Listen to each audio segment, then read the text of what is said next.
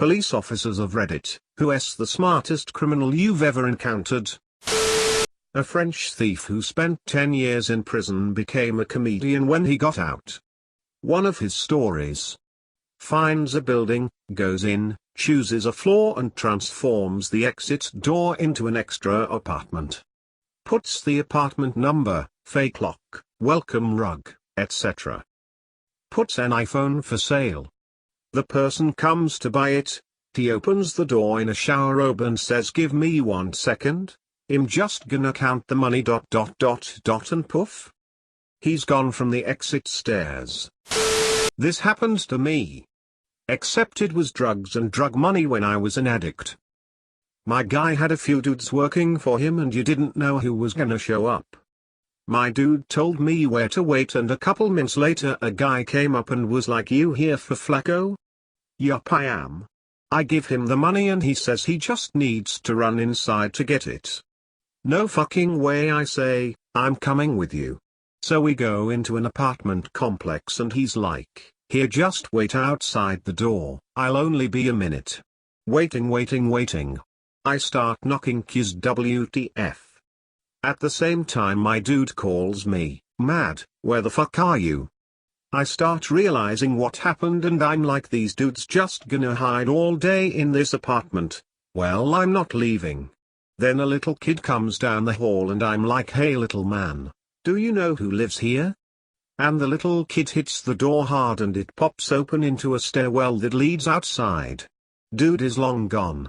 A friend of my brother moved to Israel where for a period of time is acceptable to drive with an American driver's license.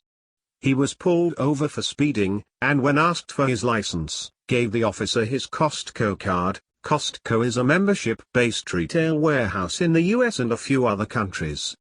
The exchange apparently went something like this: "Officer, Costco? What is Costco?" Friend: "It's the state I'm from." Officer: "That sounds made up." Friend: "There are lots of states you probably haven't heard of. Have you heard of Arkansas? How about Idaho?" Officer: "I guess not." Friend: "Well, I'm from the small state of Costco." The officer didn't have a response and wound up writing the ticket to someone with a Costco driver's license. Friend framed the ticket and still has it hanging on his wall. Reminds me of a family friend of mine, very funny Australian with an absolutely horrendous bogan accent. Well, late 80s, he's driving through Texas and runs a red light, and is immediately pulled over by a 250-pound Texan police officer with an equally horrendous accent. The way the stories goes, this man is obviously not the brightest chap. So our friend, when asked about running the red light, gets very apologetic and explains that he gets easily confused because in Australia, you know how things are rivers down there. Red means go and green means stop. The cop actually let this man go with a warning. I did not know that. Well, in America, red means stop, so don't make this mistake again. One guy would print barcodes, bring them into Home Depot and stick them on merchandise in the $100 range. When scanned, the items came up around the $10 range. Putting random barcodes on things isn't really illegal and super hard to notice. Guy 2 would come in an hour later and buy the underpriced stuff. Complete plausible deniability. They would then sell the stuff on eBay. Only reason they got caught is because the guy with the barcode printer software cut the second guy out of the operation, so Guy 2 stole a bunch of barcodes, put them on the merchandise and paid for it immediately afterwards. He then proceeded to rat on the first guy and spilled the beans. They had been doing this on a weekly basis for over 4 years. Because we could only pin the one case on him, the burglary was dropped down to a petty theft and he walked away with a few days in county and a small fine. Dude probably took home Depot for tens of thousands over the years. Probably someone who committed a crime I never solved. With that being said, I had a guy use a sledgehammer to smash his way through a wall at a Best Buy and steal a bunch of phones and cameras. He was smart enough to wear gloves and a face mask and not touch anything he didn't have to. Alarms didn't go off until he exited out the back door, which the alarm company gets after a minute or two and takes them like 3/4 minutes to call in to us, giving him a good 5-minute head start, so he was probably a few miles away before we got dispatched to it. He clearly scoped out the area before doing his deed too. Smart dude. Edit. So part of the building was built into a hill, so the hole was on the back side of the building along the grade line, but when you're inside the building it was about 8 feet up, so it was easier for him to leave out a door. Also the wall section where he broke through was hollow cement block, the portion of the wall below that was poured concrete. Not a police officer, but was an RA in college. My university owned all the houses adjacent to campus. These were ran like dorms, with RAs and the same rules, which included a very strict no alcohol policy. It was a privilege to live in the houses, and priority was given to upperclassmen who were more likely to bend that rule because they were of age, and it was harder to police off campus in houses. There was a student who went around knocking on doors saying something like, "I'm an RA and housing director's name, send me for health and wellness checks." She'd find their booze, take it, and follow up with how she's doing them a favor by just giving them a warning. She wasn't actually an RA and was just keeping the booze for herself. The only reason she got found out was because she did it to an actual RA. The RA was male. They kept men and women housing separate, and just assumed he didn't know her because of that. It was only later he questioned why they had a female doing wellness checks on male housing. They did an investigation and asked other residents. Incident stated back previous 2 years. Never found out who it was. Definitely this guy who ate the bank robbery note right off the hood of the police car when they were emptying his pockets. Although I'm fairly sure he was still convicted. Here's one. I knew this guy back in the early 80s. Let's call him Jim. Well, he really wanted this high-powered superbike, but he knew he couldn't ever afford it, so what he did was to take drive to London and scouted about for a few days until he found that particular model parked outside a house. He goes back that night with a slidey hammer, pulls the lock, and steals the bike. He gets it home, puts it in his garage and completely strips it so that the only thing left is the frame and the bottom half of the engine, which he drags into the weeds at the bottom of his garden. Then he pours fuel over it and burns it a bit. A few weeks pass and weeds have started growing over it. It's at that point he calls the cops and reports that someone had dumped a bike frame in his garden.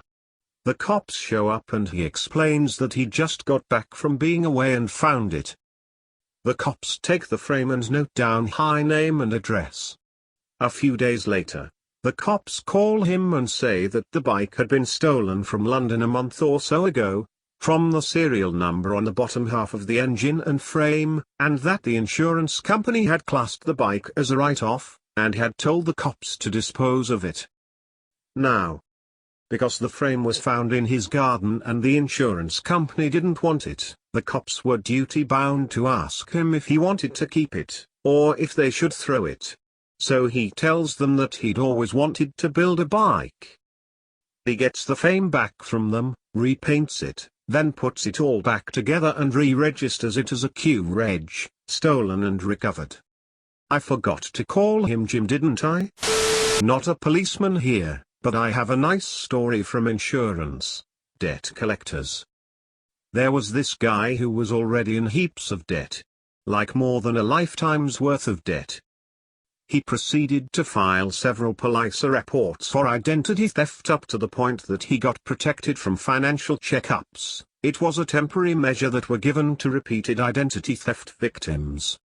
At the same time, he had reported fake income to the IRS for the last couple of years to between 40 to 60 millions depending on the year.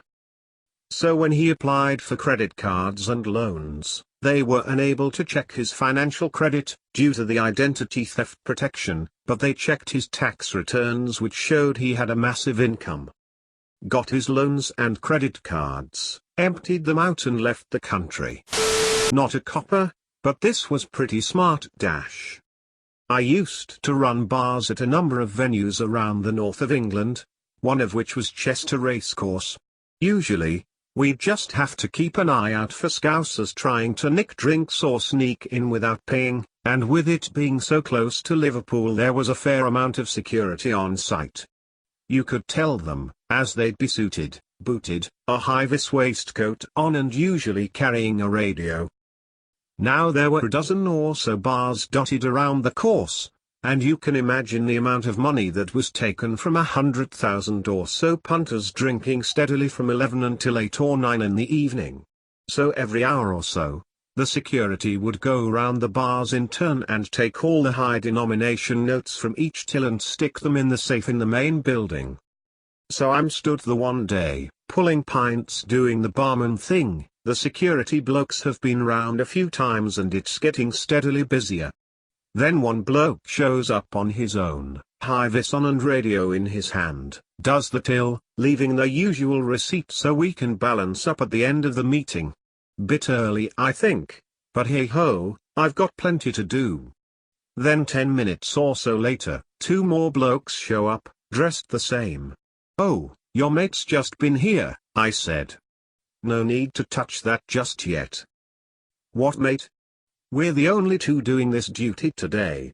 Cue a rapid fire and increasingly panicked exchange over the radio. Matey boy who done the till before used to work there apparently, so he knew the drill and he'd been watching the guards and knew just when to time it and what order they were going round the bars in ... Apparently he got round 9 or 10 before he decided not to push his luck any further and walked away with about 80 grand we heard later. Just took off the high-vis, dumped that and the radio and he's just one more guy in a suit in a crowd of thousands. They were a bit stricter on the procedure after that. Smile.